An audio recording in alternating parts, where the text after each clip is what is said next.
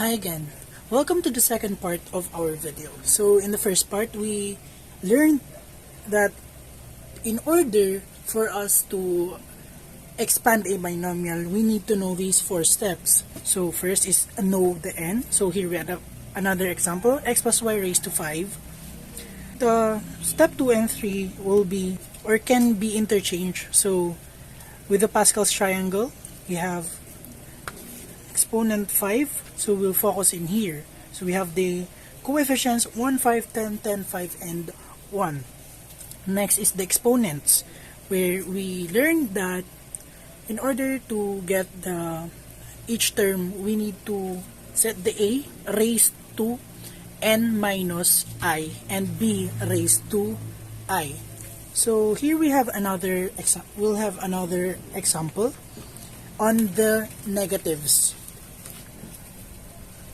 So on the negatives, we still follow the same procedure. So the first is know the n. So our n here is 3. So step 2 will be the Pascal's 3. So we have the coefficients 1, 3, 3, and 1. So we'll write it here, 3 and 1.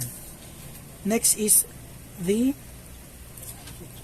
exponents. So we'll have x raised to 3 negative y raised to 0 plus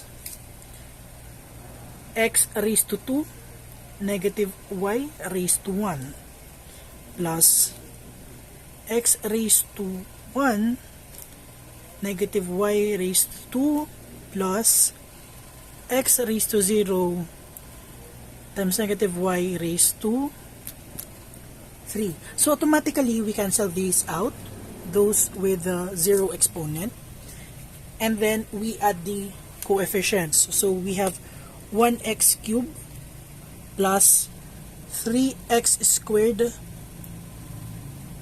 times negative y plus 3x times y, because negative y times negative y will become positive y, plus 1 times negative y cube, so will become negative y cube. So another step in here, 1x cubed, just copy that.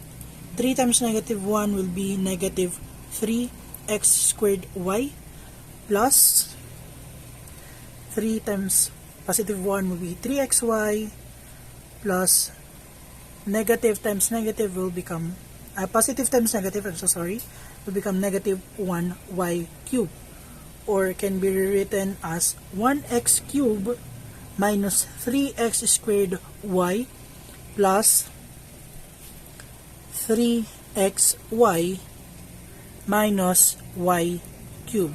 So that's it on the negative binomials.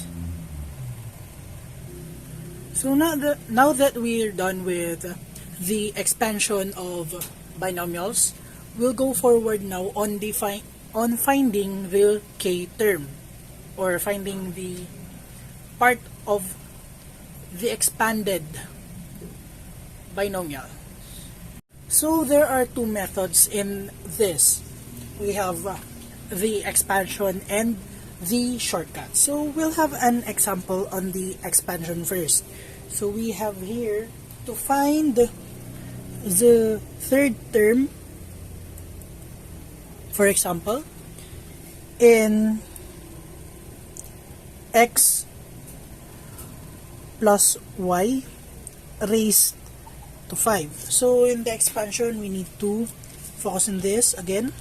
So 1, 5, 10, 10, 5, 1 as its coefficient, x5 y0 plus x4 y1 plus x3 y2 plus x2 y3 plus x1 y4 plus x0 y5. Cancel. We add this 5x raised to 5 plus 10x for y plus I'm sorry, 1x raised to 5 plus 5, x raised to 4 y plus 10x cubed y squared plus 10x squared y cubed plus 5xy raised to 4 plus y raised to 5. So the third term here will be 1, 2, 3. So this is our third term. So what about the second way on solving this? The second way is commonly used in a larger number of larger ends. So we have here an example. We need to find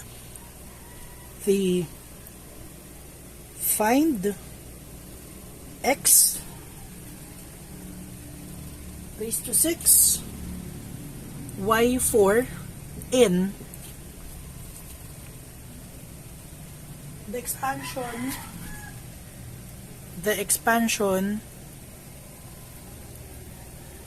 of x plus y raised to 10. So that's a bigger number now, for we cannot do this anymore na ano. So the first thing we need to do here is to put the exponent of the binomial in the upper part. So the exponent of the binomial will be 10. The upper part of the combination, and to the lower part gets the highest exponent from the literal coefficient. So the highest here will be 6. So that's it. Now we'll rewrite this combination to a factorial form. Notice below we put factorial. We need to factorial this too. So 10 and the two exponents, 6 and 4. We'll just rewrite this: x raised to 6, y raised to 4, and apply the rules of factorial. So this will become 10 times 9 times 8 times 7 times 6 factorial over 6 factorial over 4 factorial. So be cancelled. So what we'll have is 10 times 9 times 8 times 7 over 4 times 3 times 2 times 1. So in here we're gonna need a calculator. So 10 times 9 times 8 times 7 over 4 times 3 times 2 times 1. So this will become 210. So the coefficient of x raised to 6, y raised to 4 is 210. So that's it. That's everything we need to know on the binomial expansion and on finding the nth term of the exponent form.